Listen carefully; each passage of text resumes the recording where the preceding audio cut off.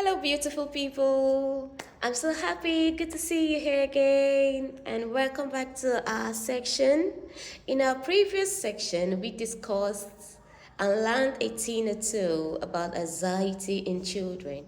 We made mention or we got to know that just like adults, children also feel anxious. Yes. So today we are going to be looking at those signs of anxiety in children. What are the signs of anxiety in children, really? Hmm. I know you're thinking about it, but don't worry, we'll get to find out.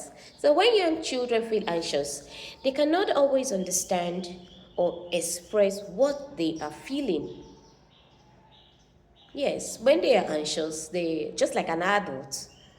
At some point, you can express your anxiety, you can actually pinpoint what is making you anxious. But for children, they find it very difficult to express themselves or wanting to understand what is that thing that is actually making them anxious.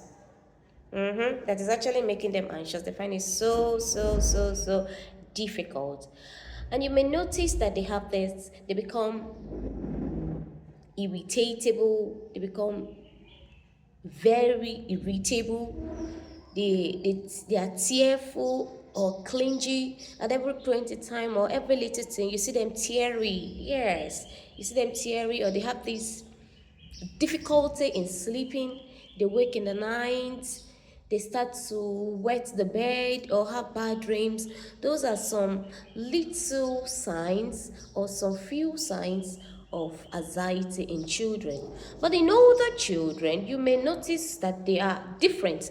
They have lack of confidence to try new things, or they seem to be unable to face simple and everyday challenges. Have you experienced that? They also find it very difficult or very hard to concentrate. You find out that they have problems with sleeping or eating. They tell you, oh, since morning, since I've not. So, like I said, anxiety in children or in older children, you find it that they find it very difficult to concentrate. You begin to say one thing over and over again, they lack this concentration and they have problems with eating and sleeping. They usually have angry outbursts. Oh my God. You find out that when they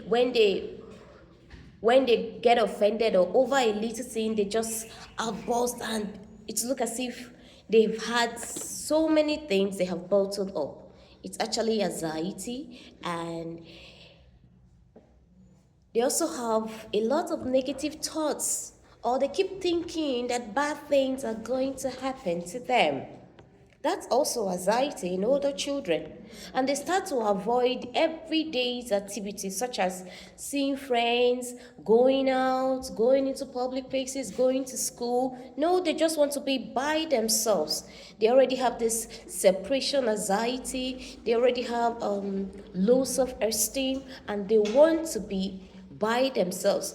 And if such children are not being taken care of properly, before you know what's happening, they began to fall into depression.